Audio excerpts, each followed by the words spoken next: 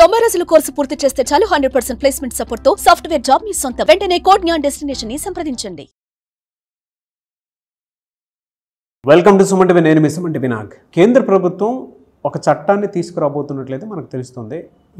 ఎవరికైనా సరే అప్పిచ్చిన తర్వాత అంటే జనరల్గా కొంతమంది వడ్డీ ఇంతని చెప్పేసి రైన్ చేసుకుంటారు, మన చేత పీడించుకు తింటారు.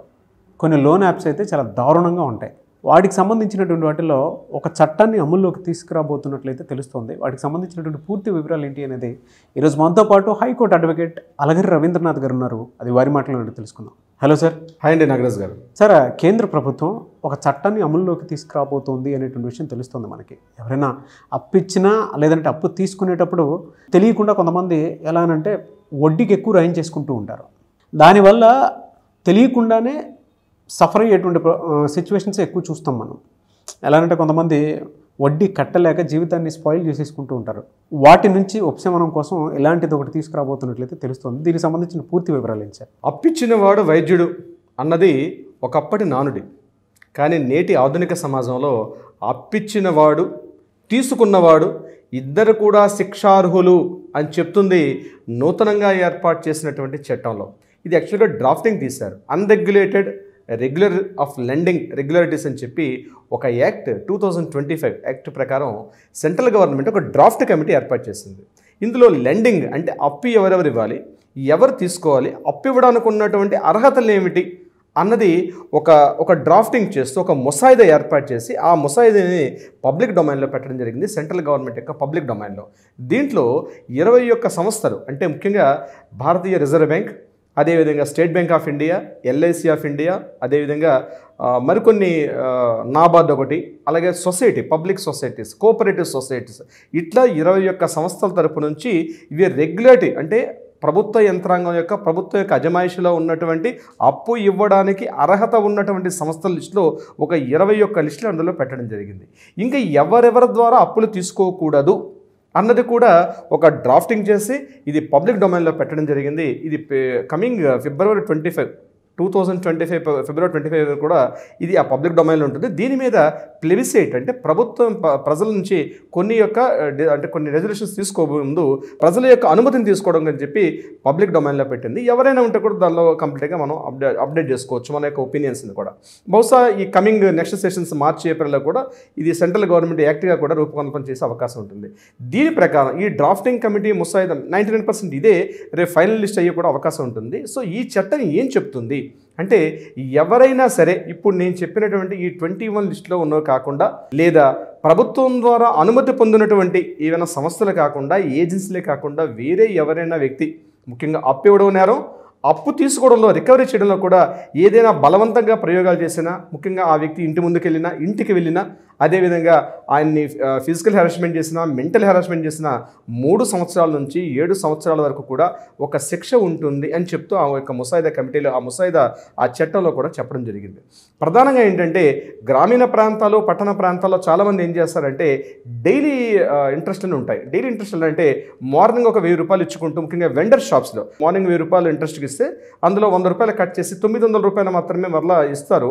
ఈవినింగ్ వచ్చి మళ్ళీ అందులో 1000 రూపాయలు కలెక్ట్ చేసుకున్నటువంటి కొన్ని వందల వేల నుండి లోకల్ అంటే పబ్లిక్లో ఏం చేస్తారంటే జస్ట్ ఒక చిన్న చిట్టా పొద్దు పాస్ పుస్తకం ఉంటుంది. పాస్ పుస్తకంలో పొద్దున కూడా వస్తారు, పేమెంట్ ఇచ్చుకుంటూ వెళ్తారు, ఈవినింగ్ రికవరీ చేసుకుంటూ వెళ్తారు. అలాగే వీక్లీ చేసేవాళ్ళు ఉంటారు, మంత్లీ చేసేవాళ్ళు ఉంటారు. ఆ ఇచ్చే వాళ్ళకి ఎక్కడ కూడా పబ్లిక్ నుంచి గవర్నమెంట్ నుంచి ఎటువంటి లైసెన్స్ లేకుండా వాళ్ళు ఇస్తూ ఉంటారు. అంటే ఆ వ్యాపారం చేసుకోవడం నిమిత్తం చాలా చోట్ల ఇది ఒక అసంఘటితంగా జరుగుతూ ఉంటుంది. దీనికంటే ఒక రెగ్యులేషన్ యాక్ట్ అంటూ లేదు మనకి. దీనివల్ల చాలామంది వ్యాపారాలు చేసుకుంటుంటారు.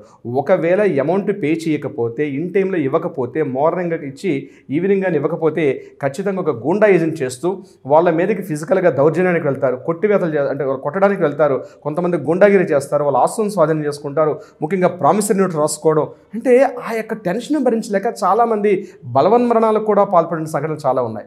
ఇది విలేజ్ల్లో పట్టణాలు జరిగితే మోడర్న్గా వచ్చినటువంటి మొబైల్ ద్వారా మరికొన్ని లోన్ యాప్స్ వచ్చాయి. ఈ లోన్ యాప్స్లో ఏం చేస్తారంటే జస్ట్ స్టూడెంట్స్ కావచ్చు, చిన్న సాఫ్ట్వేర్ ఉద్యోగులు, చిన్న ఉద్యోగులకు ఏం చేస్తారంటే ఒక 10,000 రూపాయల వరకు, ఒక 20,000 రూపాయలు స్మాల్ అమౌంట్సే.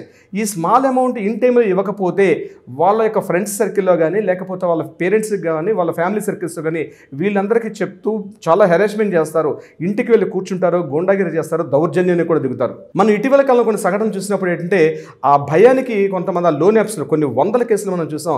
ఆ లోన్ యాప్స్లో ఉన్నటువంటి రికవరీ ఏజెంట్స్ పెట్టే దౌర్జన్యాలను తట్టుకోలేక చాలామంది సూసైడ్ అటెంప్ట్స్ కూడా చేసుకున్న చాలా సంఘటనలు మనం చూడడం జరిగింది. సో వీటన్నిటికీ కూడా అడ్డుకట్ట వేయాలనే ఉద్దేశంతో ప్రధానంగా లోన్ యాప్స్ విషయంలో కాల్ మనీ అని చెప్పి కొన్ని యాప్స్ కానీ, అదేవిధంగా లోన్ యాప్స్లో మీకు స్టూడెంట్స్కి ఇచ్చిన యాప్స్ చాలా యాప్స్ అనేవి రావడం వల్ల దీన్ని అడ్డుకట్ట వేసే ఉద్దేశంతో ఈ యొక్క ముసాయిదా చట్టాన్ని ప్రభుత్వం ఏర్పాటు చేయడం ప్రధాన ఉద్దేశంగా కనిపిస్తుంది.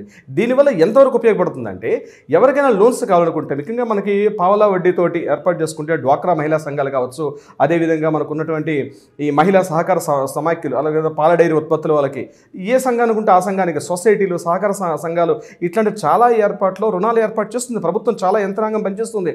అయినప్పటికీ కూడా అక్కడికన్నా అర్జెన్సీగా వస్తుంది. అక్కడ డ్రాఫ్ట్ అంటే మనకి డాక్యుమెంటేషన్ ఎక్కువ ఉంటుంది ఉద్దేశంతో చాలామంది ఏం చేస్తారంటే ప్రైవేటు వ్యక్తుల ద్వారా మనం అప్పులు తీసుకోవడం జరుగుతుంటుంది. దీనికి ఎటువంటి ఒక విధి విధానం ఉండదు. సార్, మరి ప్రామిసరీ నోట్కి ఏ విధంగా ఉండే అవకాశం ఉంటుందండి? అంటే ఈ ప్రాసెస్లో లీగల్గా ఏంటంటే ప్రామిసరీ యాక్ట్ అని చెప్పి ప్రత్యేకంగా ఒక యాక్ట్ కూడా ఉంది. ఈ అమౌంట్ తీసుకునే సందర్భంలో ప్రామిసరీ నోట్ ద్వారా తీసుకుంటే ఒకవేళ అమౌంట్ చెల్లించిన పక్షంలో ఆ మనీని ఎట్లా రికవరీ చేసుకునే విధానం అన్నది ఒక లీగల్ ప్రొసీడింగ్స్ ఉన్నాయి. ఒకవేళ దానికి తగ్గట్టుగా ప్రామిసరీ నోట్కి ఎగ్నిస్ట్ చెక్స్ తీసుకుంటాం. ఆ చెక్స్ విత్ ఇన్ టైంలో అంటే చెక్స్ అనేవి విత్ ఇన్ టైంలో లేకపోతే చెక్ అని తీసుకుంటాం. ఎన్ఐ యాక్ట్ అంటారు, అంటే నెగోషియబుల్ ఇన్స్ట్రుమెంట్ యాక్ట్ అంటారు. సో అది బ్యాంకులో వేసుకొని దాని తగ్గట్టుగా రికవర్ చేసుకునే అవకాశం ఉంటుంది ప్రామిసరీ నోట్ రాసుకుంటే. సో దానికి స్పెషల్గా ఒక యాక్ట్ అంటూ ఉంది కాబట్టి ప్రామిసరీ నోట్ ప్రకారం కూడా వెళ్ళొచ్చు. దాంట్లో ఖచ్చితంగా 2 సిగ్నేచర్స్ ఉండాలి. Revenue stamp is the mandatory. ₹1 revenue స్టాంప్తో అప్ టు 5 crores వరకు తీసుకునే రైట్ యాక్చువల్గా ఉంటుంది. ₹1 revenue stamp equal to up to 5 crores వరకు కూడా వ్యాలిడిటీ ఉంటుంది ఒక రెవెన్యూ స్టాంప్కి. That is very very important. But revenue స్టాంప్తో పాటు కింద 2 signature is very very mandatory. దాని మీద వీలైతే మనం ఎగ్జాక్ట్లీ ప్రామిసరీ నోట్ మీద ఒక స్పెషల్ ఎపిసోడ్ మనం చేయొచ్చు నాగరాజ్ గారు. కుటుంబానికి సంబంధించినటువంటి విషయాల్లో కనుక మనం చూస్తే అంటే ఇండివిజువాలిటీ అనేది కొంత ఉంటుంది. నేను అప్పుకు సంబంధించినటువంటి వాటిలో కనుక మనం చూస్తే, బట్ ఎంటైర్ ఈ సిస్టంలో ఆ ఇండివిజువాలిటీ అనేది ఇక్కడ ఏ మేరకు ఉంటుంది? కంపెనీ రెగ్యులేషన్ యాక్ట్ అని చెప్పి ఒక యాక్ట్ ఉంది. ఆ యాక్ట్లో అసలు ఫ్యామిలీ మెంబర్స్ అంటే ఎవరు అన్నది కూడా క్లియర్గా యాక్ట్లో మెన్షన్ చేస్తుంది. ఫ్యామిలీ మెంబర్స్ ఎవరంటే అందులో చెప్పింది first father, mother, son, daughter, son యొక్క వైఫ్, అలాగే డాటర్ యొక్క హస్బెండ్. ఈ యొక్క లిస్ట్ని క్లియర్గా ప్రిస్క్రైబ్ చేశారు ఆ యొక్క డేటాలో. వీళ్ళ సంబంధించి ఎవరైనా ఇండివిజువల్ ఫ్యామిలీ మెంబర్స్ మధ్య తీసుకున్నటువంటి అప్పులు అర్జెంటుగా ఒక ₹10 లక్షలు కావాలి, ఫ్యామిలీ మెంబర్స్లో ఎవరో సపోర్ట్ చేశారు. ఈ యాక్ట్ ఏదైతే ఉందో, ఈ ముసాయిదా చట్టం ఏదైతే చెప్తుందో ఇది ఫ్యామిలీ మెంబర్స్కి వర్తించదు. Family members with in the family మెంబర్స్లో కానీ డబ్బులు తీసుకున్నట్లయితే దీనికి సంబంధించి ఈ యాక్ట్ వర్తించదు. కేవలం అదర్ దాన్ ఫ్యామిలీ మెంబర్స్ దగ్గర తీసుకున్నప్పుడు మాత్రమే ఈ యాక్ట్ వర్తిస్తున్నట్టుగా మనకి డ్రాఫ్ట్ చట్టం చెప్తుంది నాగరాజ్ గారు. సార్, ఇలాంటివి జరిగినప్పుడు జనరల్గా పనిష్మెంట్స్ ఏ విధంగా ఉండే అవకాశం ఉంటుందండి? పనిష్మెంట్స్ ప్రధానంగా 3 సంవత్సరాల నుంచి up to 7 years, up to 10 years వరకు కూడా వేసే విధానం ఉంటుంది. ఇక్కడ కూడా మళ్ళా 2 రకాలుగా ఉంటుంది. ఇంటి దగ్గరకు వెళ్ళి ఫ్యామిలీ మెంబర్స్ మీద, అంటే ఎవరైతే అప్పు తీసుకున్నాడో ఆ తీసుకున్న వ్యక్తి కాకుండా ఫ్యామిలీ మెంబర్స్ దగ్గరికి వెళ్ళి కానీ హెరాస్మెంట్ చేస్తే మళ్ళీ దానికి ప్రత్యేకమైన శిక్షలు ఉన్నాయి. అట్లా కాకుండా ఇంటికి వెళ్ళి దౌర్జన్యం చేసినా, లేదా వాళ్ళని ఫిజికల్గా హెరాస్మెంట్ చేసినా, వాళ్ళ చేత చేయి చేసుకున్న కొట్టినా వారికి మళ్ళీ అదనంగా శిక్షలు ఉంటాయి. శిక్షలు వేరే విధంగా ఉంటాయి. సో అప్పు ఇచ్చేటప్పుడే 1కి 10 సార్లు ఆలోచించుకోవాల్సిన అవసరం ఈ చట్టం అర్థం తెలుపుతోంది. ప్రధానంగా ఏంటంటే ఇప్పుడు నేను స్టార్టింగ్లో చెప్పినట్టుగా ఏవైతే 21 రెగ్యులేషన్ యాక్ట్స్ ఉన్నాయో, అంటే నేను చెప్పినట్టుగా ఆర్బీఐ నుంచి బ్యాంకింగ్ సెగ్మెంట్, సహకార సొసైటీలు, ఇవి కాకుండా ప్రైవేటు వ్యక్తులు ఎవరు కూడా క్లియర్గా ఒకటి సింగిల్ స్టేట్మెంట్లో చెప్పాలంటే అదర్ దాన్ ఈ 21 కాకుండా పర్సనల్ టు పర్సనల్ సింగిల్గా అన్నది అమౌంట్ తీసుకోవడం, ఇవ్వడం నేరమే, తీసుకోవడం కూడా నేరమే. అది క్లియర్గా చెప్తోంది ఈ యొక్క డ్రాఫ్ట్ చట్టం అండి నాగరాజ్ గారు. సరే, దీనికి సంబంధించినటువంటి పూర్తి సమాచారం కోసం లేదంటే ఎవరైనా సరే ఇలా బాధితులు చాలామంది ఉన్నారు, మీలాంటి వాళ్ళని అప్రోచ్ అవ్వాలి అనుకున్నటువంటి వాళ్ళు ఉంటారు. సో మీరు టైం ఇస్తారు, అపాయింట్మెంట్ తీసుకోవచ్చా? మీరు చాలామంది ఈ అప్పుల ఊబిలో పడి బలవన్మరణాలకు పాల్పడిన సంఘటనలు చాలా చూస్తాం. మన దగ్గర చాలా కేసులు కూడా ఈ రకంగా వస్తుంది. అయితే ఈ చట్టం కన్నా ముందు, ఈ చట్టం కొత్తగా రాబోతున్న చట్టానికి అయినప్పటికీ కూడా, కానీ దీనికి రిలేటెడ్ చాలా యాక్ట్స్ చాలా ఉన్నాయి ప్రజెంట్. ఈ చట్టాలకు సంబంధించి ఎవరైనా ఇటువంటి బాధితులుగా ఉన్నప్పుడు, అంటే వేధింపులకు గురవుతున్న ఈ రకమైన ఈ సమస్యల చక్కం ఇరుక్కున్న వాళ్ళు ఎవరైనా సరే కింద స్క్రోల్ అవుతున్న కాంటాక్ట్ అవుతున్న నెంబర్ కానీ కాంటాక్ట్ చేయగలిగితే మన లీగల్ టీం వాళ్ళకి అప్రోచ్ అవుతారు. డెఫినెట్గా న్యాయపరంగా వాళ్ళకి సలహా సంప్రదింపులు, పరిష్కారం ఇచ్చే దిశగా కూడా ప్రయత్నం చేస్తారు నాగరాజ్ గారు. గుడ్ ఇన్ఫర్మేషన్ అండి. థ్యాంక్ యూ అండి. Thank you so much Alagari Ravindranath garu. Thank you so much Nagaraj గారు.